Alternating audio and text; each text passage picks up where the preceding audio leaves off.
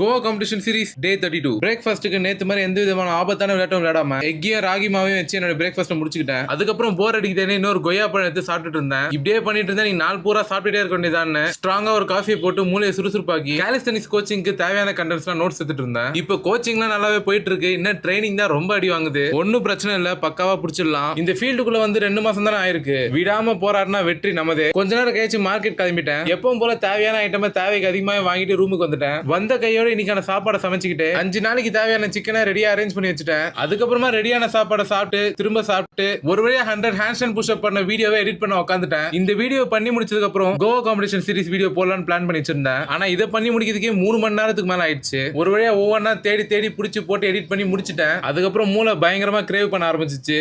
சரி போயிட்டு போட்டோம், மண்டேல இருந்து ஸ்ட்ராங்கா பிடிச்சிடலாம்னு நானும் ஃப்ரீயா விட்டுட்டேன். அதுக்கப்புறம் நம்ம ரூம்மேட் ப்ரோ கூட கதை பேசிட்டே ரூமுக்கு வந்து நான் அப்லோட் பண்ண வீடியோவை செக் பண்ணேன். பரவாயில்ல, போட்ட உழைப்புக்கு நல்ல ரெஸ்பான்ஸே கிடைச்சது. அதுக்கப்புறமா சாப்பிட்டு இன்னைக்கான கோவா காம்படிஷன் வீடியோ போடாமலே டேவை முடிச்சுக்கிட்டேன். நாளைக்கு பாப்போம் गाइस.